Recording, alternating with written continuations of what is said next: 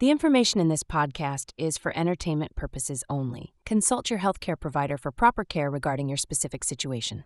Welcome to Rattle Nurses, the podcast that's here to shake things up when it comes to pregnancy, breastfeeding, and postpartum care. Hosted by two experienced nurses, we're bringing you real talk, expert advice, and a whole lot of laughs as we navigate the wild world of newborn care. Whether you're a first-time parent or adding another little one to the mix, we've got the tips, stories, and answers you need to make this journey a little easier and a lot more fun. So grab your coffee, even if it's cold, get comfy, and let's dive in.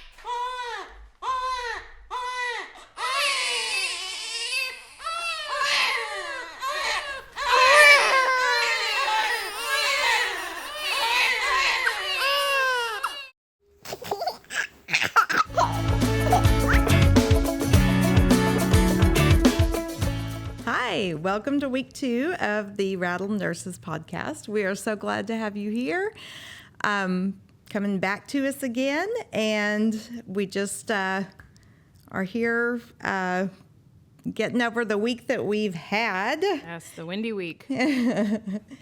How'd you do? So, I mean, otherwise we did okay. We didn't have a lot blown around, but yes, lots of winds. The weather was wild. Lots of people checking for damage. So if you're in Texas, we hope that you didn't have that much damage or anywhere else, but as we know, that's the way springs go here. Yes. You never know in Texas. It's a very wild, feral state. It's going to be 30 one day and 80 the next. And yes. Tornadoes. It was like 86 who knows? today. It's like, what happened? I like it. I do too. I love it. So what are we going to talk about today, Sarah? So we are going to go over the golden hour, skin to skin, baby's first bath, first diaper changes, swaddling, your basic, where are the instructions aspect of having a baby. All right, I have to start out with a joke, guys. Okay, so I'm terrible at delivering jokes here. I'm going to try my best. I haven't heard this one. I'm waiting. Are you sure? Okay. I'm always ready. We last week on the unit, we had a pretty busy unit. Like, it was a little bit crazy. One of our moms was walking around. She had an accident, and she was playing with her toddler. Like, she was walking with her toddler in the hallway, and they were having a good time. They were playing, and then she got into this really horrible accident. And we were like, well, what's going on? Like, well, we were playing Peekaboo. And so we're like, okay, we have to take her. We have to transport her somewhere else. And so we ended up telling our manager, like, hey, we had to take this mom to another unit. She got in a Peekaboo accident with her baby, with her toddler. She goes, well, where did you take her? And I said, we took her to the ICU, of course. Oh my goodness. Peekaboo ICU. I see you. Well, hopefully she's okay. Yes. I had to. I love that joke. That's so funny. Share that one with your toddlers. Yes. Okay, so first off, moving along. Hey, Mark told that to his students. He was trying to, because he does simulations with them, and so he gets their little mannequin out and he does all the sim stuff, and then he puts them under pressure and they get stressed out, and then so he goes, she got in a Peekaboo accident, what are you looking for? So they go through all their normal assessments, and he goes, well, now what are you going to do? Where are you going to take her? Where are you going to take her? Hurry. So he's trying to purposely stress them out. And then so they're freaking out. They're like, I don't know, put her on the ambulance. And he goes, well, you're taking her to the ICU, of course. And they're like, oh, get out of here. So, yes. We all need instructors like that. This is her husband. Yes. My husband is a paramedic instructor, and sometimes he's pretty rigid, but sometimes he tries to be funny. So I had to steal that joke for him. So I don't recall having instructors that fun when I was in college. We didn't. No, I didn't. It was serious all the time. Okay, guys, we're going to talk about what comes after you've had your baby, whether you've pushed your baby out, your baby got extracted out, whatever happens. We're going to talk about what happens in the first few hours, day or so. Number one, with the first one being the golden hour. So after baby's born, we usually take baby to the warmer to check them over real quick, get their weight, get their vital signs, do all the crazy stuff. If there needs to be intervention, stimulation.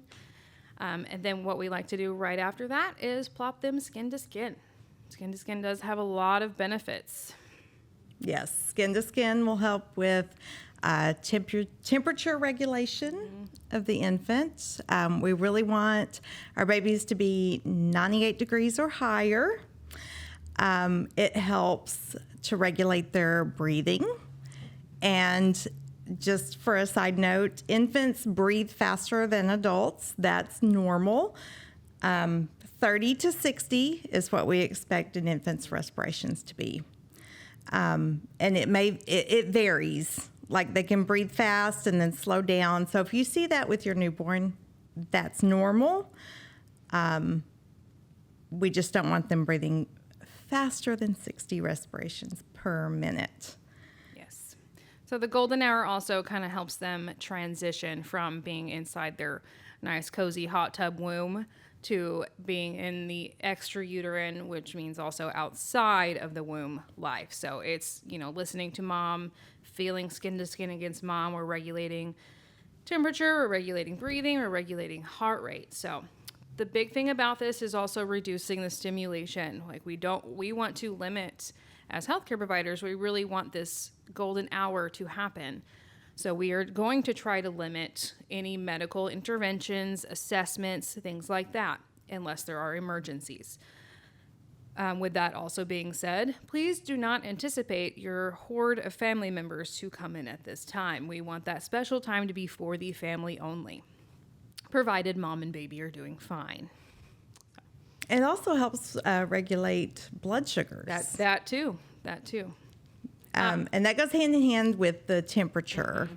If the baby's temperature is too low, that can affect the blood sugar because they're having to use more energy to keep their body heat up. So if you're helping them keep their body temperature where it needs to be, it's going to help regulate that blood sugar. Yes, and this is sometimes is an issue with our tiny babies because they have little of what is called brown fat, essentially, and that's what babies use to burn off. They utilize that as their energy, also called baby fat. They use that as their energy source, and if they are using it too much, it burns off. Their blood sugar goes down. They get cold. Babies can do a lot of crazy things. So, for this golden hour, we do like to, if something happens medically, whether baby is unstable or we notice that mom starts bleeding a little bit more, we do have to interrupt the golden hour for that. We do want to make sure moms and babies are okay. So if there's for any reason that we have to pluck the baby off mom's chest, prevent skin to skin for that moment, we want to try to resume that as fast as possible. However, we do need to make sure mom and baby are okay. Yes, but baby's always kept in the room with mom as long as that's medically possible. But even when that happens, there is a warmer in the room, in the labor and delivery room, and the baby can stay on that warmer to keep body temperature up until we're medically able to get baby and mom back skin to skin. Yes. So after we've made sure everybody's okay, we do skin to skin. Skin to skin can be done anytime in the hospital too. If you're in postpartum, you've delivered, you've recovered, you're having a good time. If you need help plopping baby skin to skin, moms, dads, whoever, we are happy to help you. We'll get you everybody regulated. We also use it as an aid too if we notice that baby's temperature is unstable, if we know that baby's breathing is a little fast, or whatnot, we will use that as one of our first line interventions and say, okay, let's see if it regulates with a few minutes of the skin to skin. So it is very important. Are there downsides of skin to skin? There are no downsides as far as I know. There really isn't. My only one that I get that's a complaint is it can be kind of gross if you're not expecting it, or baby's, very, very fresh, not had a bath. Some people don't necessarily want that. So it promotes bonding. It promotes regulation of temperature, breathing, everything. Mom, yeah. It also, go ahead. I was going to say it also promotes like that bonding hormone, milk production, regulation of your hormones. Lots of good things. Release of oxytocin. Yes. So you may have heard, we give Pitocin for multiple reasons. We give Pitocin to induce labor. We give Pitocin after delivery, ideally, either IM, which is an injection into the muscle. I have to explain these things. Yes. Make sure you know what I'm talking about. But most of the time, we prefer to give that through the IV, and we give it a dose that's lower, but just enough to get it into your body to help regulate your bleeding, prevent hemorrhages, and just enough to get your uterus to not contract like you were in the labor phase, but just enough to make that uterus clamp down and help prevent you from bleeding too heavily. So to say that, Skin to Skin promotes your own body to make that. That's a hormone that your body naturally will release. So when baby's Skin to Skin, it causes your body to make more oxytocin, which will also help to control your bleeding. Yes.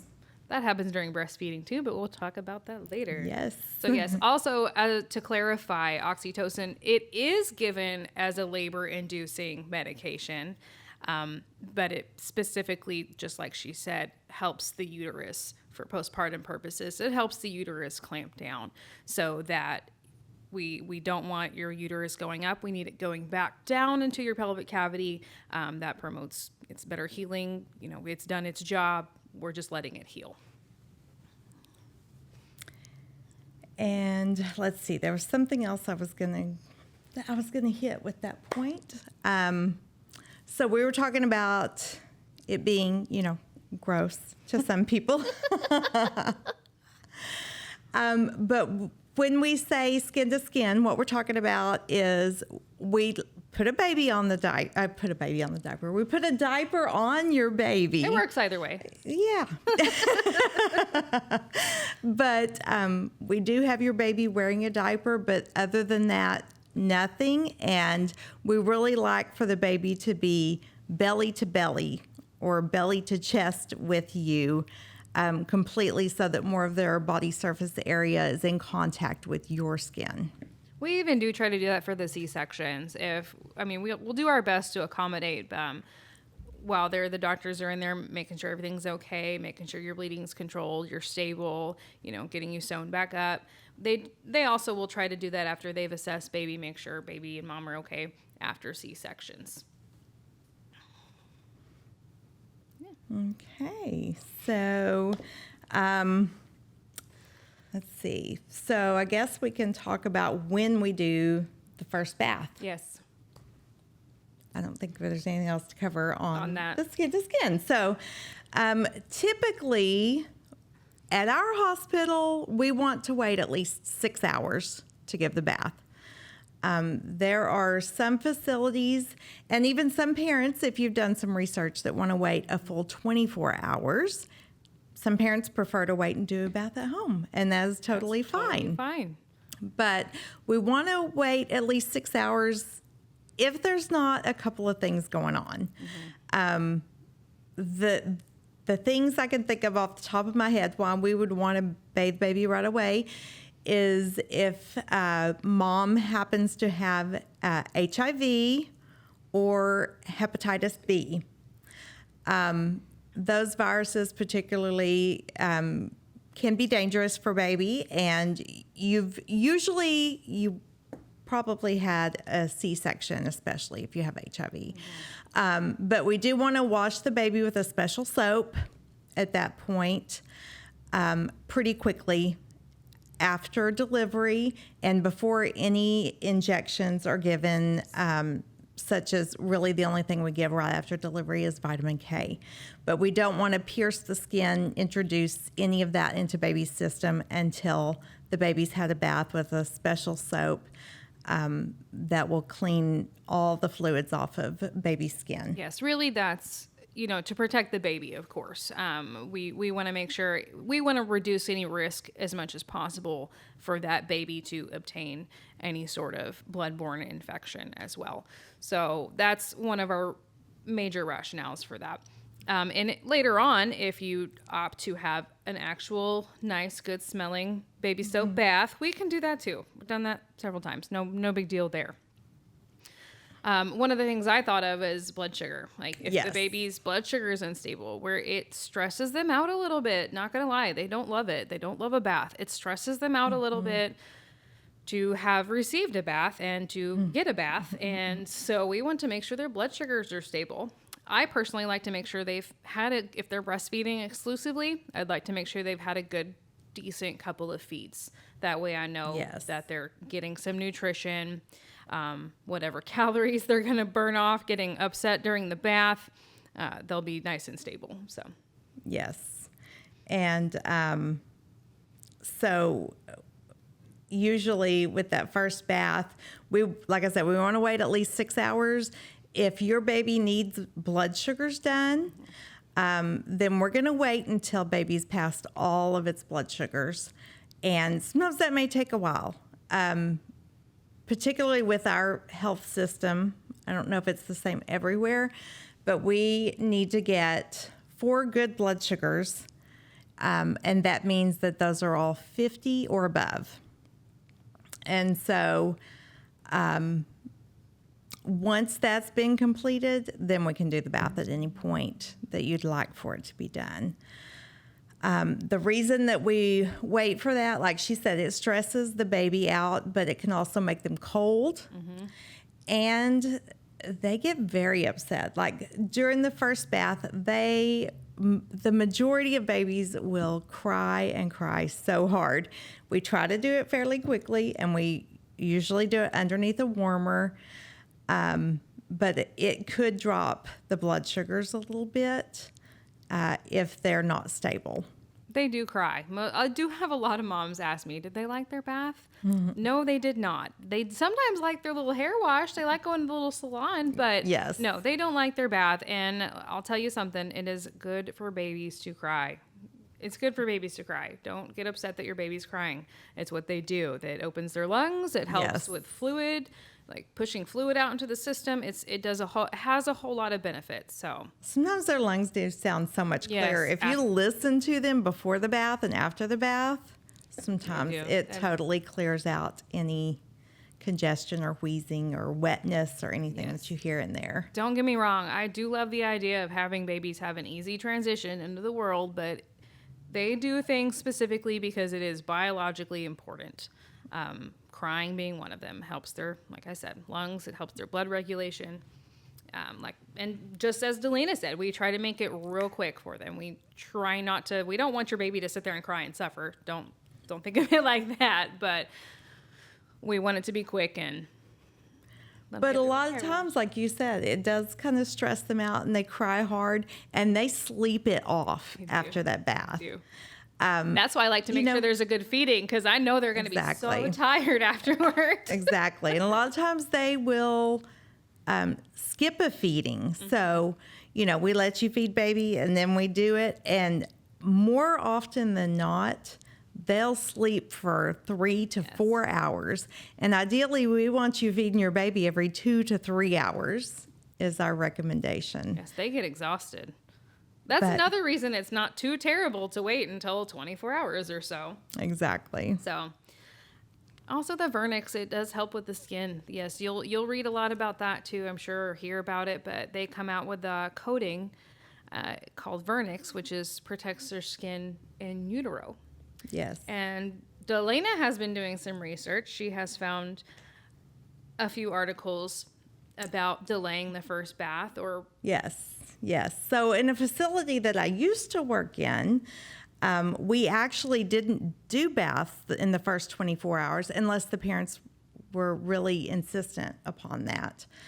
And we would do our education with them first, because there are studies that show that, and you can see those from the National Institutes of Health, that show you that leaving that vernix on for 24 hours helps to prevent, it can help to prevent possible asthma in the future. It can help to prevent eczema.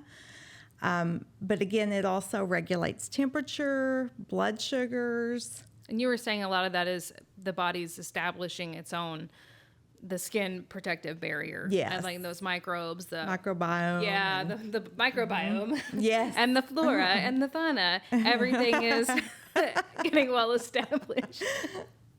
Maybe not the fauna. Maybe not. Less fauna. More flora. Yes.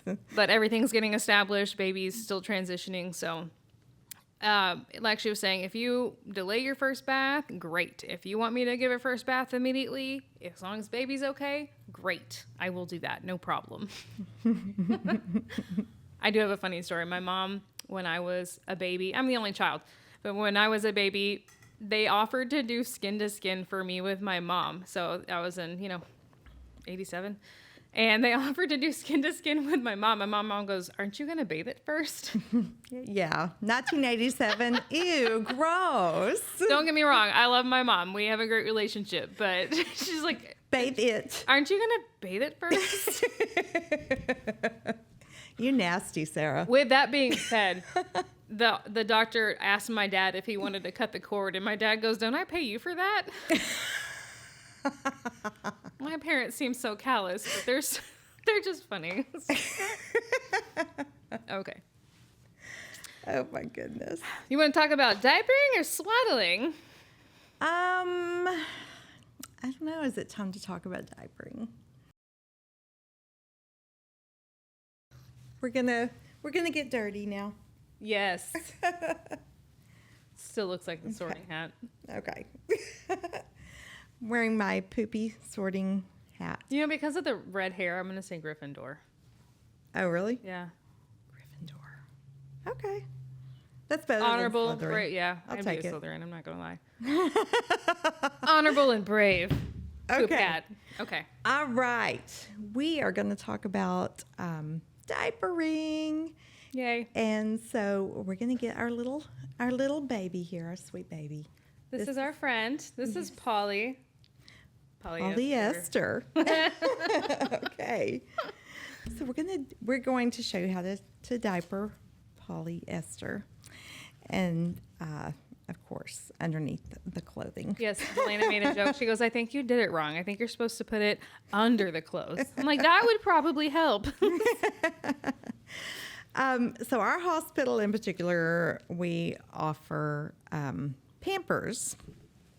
You may have something different where you're at, but I like our all Pampers. work the same. Now, Yeah. there are, if you look closely on these diapers, which you won't see them on camera, but there are 3 soft yellow lines. So when those are wet, they'll turn blue. They'll turn a light blue for you. So quick and easy way to look at the diaper and know if it's wet. It doesn't always happen for poop. You do have to It go doesn't. in and take a little peek-see on the side. So yes. Yep, sirs. So that will be blue. Of course, with little girls, you may have to turn them over because it may Yep. just be blue right here in the very back, Gravity happens. but down. and not up here on the front or between the legs. If it's not a big pee-pee, that may be the only place you see it. With little boys, you're more likely to see it in the front. So when we put the diaper on, the little sticky tabs go in the back. I've seen parents put them on backwards. I'm always really impressed by that, I am that they too. can actually do that and make it go on. It does say back on the back, if that is any consolation, if that's helpful at all. So we put that underneath baby, and then you can either, you don't have to fold it, but I like to fold it because I like to get it underneath the umbilical cord, because if that gets more air, it's going to dry up quicker and come off for you a little bit sooner. So you can either fold it inward or fold it outward, whichever you choose. It doesn't matter. I generally find myself folding it inward. And then bring those tabs around to the front and fasten those. And you're not going to get it too tight, so don't worry about that. It's elastic. If it's too loose, you're going to have a mess, though. There will be wet pants, wet clothes, wet swaddles. And it's just not going to stay on baby. Sometimes we see the little plumber's crack back Yes. here when we go in to check on babies. Yes. When if we it's not swaddle on them, time. we try to keep their legs, free so they can move their legs around as much as they need to. So sometimes because they wiggle, that little diaper goes right down to their knees, and so then it does really no good at that point. Yep. And when you're trying to diaper a little baby who was a breech baby, their little legs are going to be straight up in the air like this, and you really kind of have to wait for them to be willing to pull their legs down so that you can fasten it. Please don't force their legs down. We can gently move them down, but please don't crank them back to where you think they should go. They will get there. But let's talk about meconium and what that is. So the meconium is baby's first poops, and some babies take a lot longer to pass that through their system than other babies do. Basically, because they were not ingesting anything in utero, it is kind of it's the sterile, not sterile. Well, it's the clean collection of things that have digested in their GI tract. Basically swallowing amniotic fluid. So it is sticky. It usually does not have an odor. So if you say, "Oh, I didn't smell the poop," usually you're not going to smell meconium, but it is thick, black, tarry, sticky. So Yes. if you're squeamish, I personally think it's easier, but if you're squeamish, then that might disturb you a little bit, but it's totally normal. Also, they will pass sometimes what are called meconium plugs, which is exactly as it sounds. It's pretty gnarly looking. It just looks like a little plug that came out. It's mucusy pluggy. So you might get that as well. So if you open your diaper, see a little mucusy plug or some black stool, it is meconium. It is normal. Now, if your baby is 5 months old, please consult your pediatrician. But in the first few hours, days, it's perfectly natural. It is very sticky. So if you find yourself, really trying to rigorously wipe your baby's behind, then that happens. If you need help, please call your nurse or your healthcare provider. But yes, the meconium in the first few days, completely normal. Yeah, and they may poop a lot in the first couple days. So that being said, we watch babies to make sure that they poop at least once in the first 24 hours. Some of them will hold it in for the longest time, including urine. So the first 24 hours, we want to see at least one poop and one wet diaper. If they're bottle feeding, meaning so they're ingesting more, they're going to pass it a lot quicker than they would if they were just breastfeeding. But what the amniotic fluid actually is because in utero, they're swallowing your amniotic fluid, and the water portion of the amniotic fluid, it just absorbs into their system, and then all the rest of the things are left. So it's the proteins and the cells and the fats from the amniotic fluid that are building up in their intestines. Delicious. Yeah. I'm getting hungry. So some babies past that, like I said, they may have, oh my goodness, I've had parents say, she's pooped 10 times in the first 24 hours. And that's okay. That's nothing to worry about. They're just getting that out of their system quicker. They've met their quota for sure, 10 times over. Overachievers. But yes, like Delena said, we do expect, really the first 24 hours, the first day or so, we only expect one poop and one pee. So in day 2 poops, 2 pees. And eventually, as baby feeds more, your milk comes in, you choose bottle, whatever you want. That will transition into something else. It'll go from like that thick, black, tarry, sticky meconium stuff, and it'll turn into like this weird green color. And then like this yellow, seedy color. Yeah. And it's just a whole fun, weird rainbow. So that's when you're going to get the smells. And then it starts getting smelling like gross. But anyway, so we got that. Let us know if you have any questions on diapering or meconium. Oh, and the umbilical cord. I was talking about that fall. That usually will stay on anywhere from 1 to 2 weeks. Some babies are born with a big, fat, juicy cord. I love those. And I love those. Those are usually on the really chunky babies. I love them. They were well fed in utero. And so those cords usually will stay on for a full 2 weeks. Yeah. Some babies have little tiny fragile cords that look like they could just break into. They won't, but they look like they could. And those will usually come off within like a week or so because they dry out much quicker. As nurses, the cord is something that we do assess when we are checking over your baby. So sometimes we do feel the need to trim it or change the cord clamp location.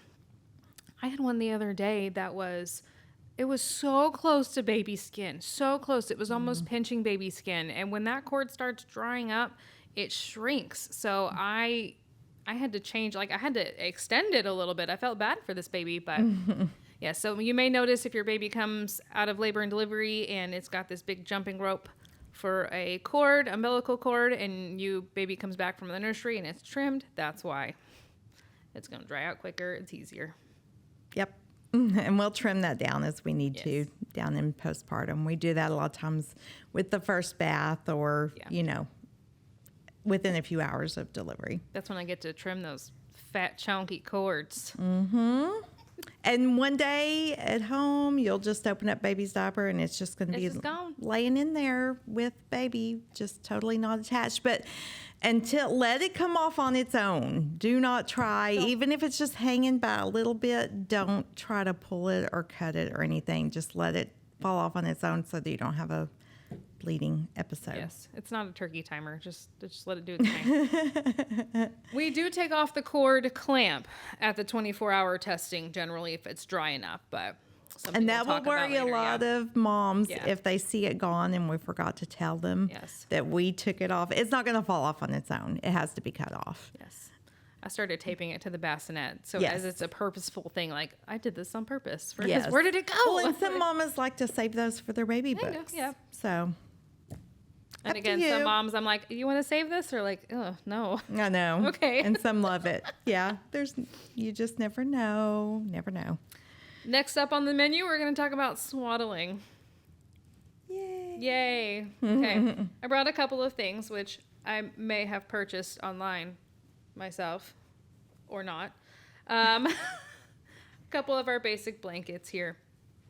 But a lot of people, I can say, are going to show you differently. There are lots of different ways to swaddle. No, nobody's wrong. I don't think there's a wrong way to swaddle. This is... Yeah. But I feel like I do every single shift. I'm showing at least one parent how to swaddle. One of our physicians came in not that long ago and then showed the parents a different way of swaddling, and they were like, oh, okay, I like that. It's easier. So find your own way. Some people, I'll do one, and then I guess Delena can do one, and you'll see. Anyway, I like to lay out my blankets in my little potato sack swaddles. So our blankets are square, and as you saw, I like to bring down a corner first. One corner first in the square, so we're going to do it corner up. That's where the baby's shoulder blades and neck area will go. And then my little swaddle sack. Now this is a Halo swaddle sack. You can actually purchase these. They come in various sizes. Some of them, and it just looks like a little potato sack with armholes and wings. Some of them are Velcro, some of them are zipper, and some of them, like this one, are just little button snaps. We don't necessarily use the zipper ones because number one, it can get caught, and number two, we put them in our warmer, and sometimes those metal zipper closures can get very hot, and we don't want to burn your baby's skin.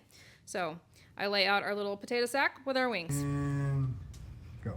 I take polyester here, and I like to put her little feet in her little potato sack, stick her little arms through, snap up our little closures. Now I'm like, okay, to save time, we'll just do the top and the bottom. Not going to do all of them. You get the point. You get the point. So I personally like to, the little label part goes first. I like to trap their hands in, sort of, but also keep them, throw my microphone around, keep them across the chest. So with that, I create a little V pocket, and I wrap their little hands. And I bring it aside and tuck it under their little body. Again, same thing for this arm. Tuck in our little tags here if they're there. Create a little V pocket, fold it down, Tuck it under the side, wrap it around their little booty. For the swaddle, you can do the same thing.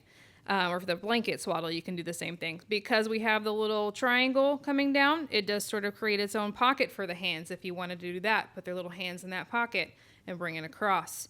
Otherwise, if you're just doing it normally, do it across. I like to go up. And you can either tuck this little tail behind baby or fold it in. Really, we just don't want it dangling in baby's face so that they try to eat it or suffocate. We don't want that. Bring your other corner down mid-chest. I like to hold to get a nice tight wrap.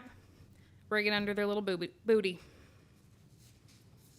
Yay. And Polly swaddled. She looks so cozy. Yes. Okay.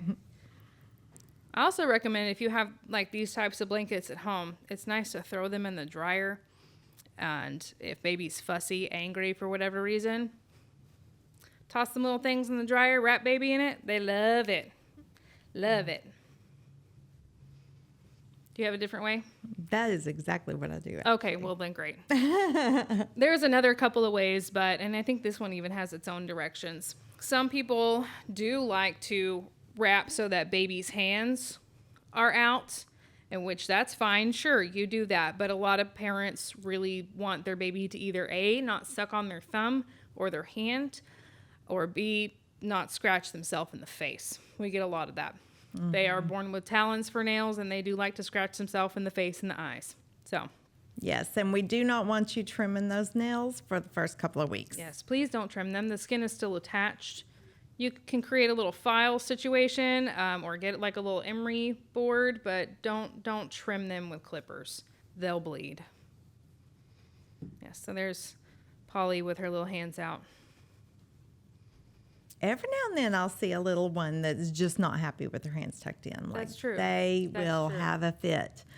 But if they can have their hands out, they're happy as can Yes. be. Those Also- are few and far between, I feel like. Yes. But Also they do notice happen. that this end of the swaddle is loose, and this does help with the baby's hips. They can kind of move their hips to and fro. We don't want them to get hip dysplasia and have them like super tightly and secured. We're not trying to bind them in a tight papoose here, but yes, we do like to keep their hips freely moving. Comment on poly and polyester's clothes. I think polyester looks great. Okay. Now that I've got her nice and swaddled, it's probably time to change her diaper. I'm sure she pooped in the middle of all that. So It always happens. it does. Meconium happens. Meconium does happen. Look Oh. for shirts. Gosh, I have to tell you, when my oldest, she was just a Can't few wait. weeks old, and we were at home. My childhood best friend and her husband, they'd come to visit, and me and my friend were in the bedroom, and my baby had a wet diaper, so we went to change it, and I laid her down on my bed. And, I have to tell you, just because they're girls doesn't mean that your clothes aren't going to get messy. Because They can project. that's what I'm telling you. I undid her diaper, and I was cleaning her up, and it was more liquidy. Oh, no. And, yeah, totally. Yeah, Did you have to it was change like your sheets? projectile poop. Oh, I had to change my sheets. I had to change my clothes. Did you throw the whole bed away? I mean, Did you just throw the whole house away? yes. I was like, burn it. Burn it down. We're done. Get rid of the whole house. It's fine. But I'm telling you, it sprayed. And it was so gross. And my friend, I thought she was going to wet her own pants laughing at me so hard. I'm just glad we weren't in public. Yes. And we were at home, but that was nasty. She shat like no baby has ever shat before. So that's my story. Just because they're girls, don't trust them. Don't trust them. They can still be shark queens. Yes. Well, all right. But I think she looks good. Well, polyester's going to take a nap, and Yay. that's it. So we have for today. Good night, baby. Well, that was episode 2. So thanks for tuning in. What else? I think that's it. I think Okay. we say goodbye All right. and good night. Bye. Good night. Thank you for listening today. The Rattled Nurses podcast is not intended to provide medical advice. It is not endorsed by our employer, and we are not speaking on behalf of our employer. Our commentary and stories are our own. Also, on a serious note, we want you to know that if you are feeling blue or depressed, it is okay. You're not alone, and there is always someone to reach out to. You can call the National Maternal Mental Health Hotline at 1-833-TLC-MAMA, or text the crisis line. Text HOME, HOME, to 741-741. Remember, you're doing a great job. Now go warm up your coffee.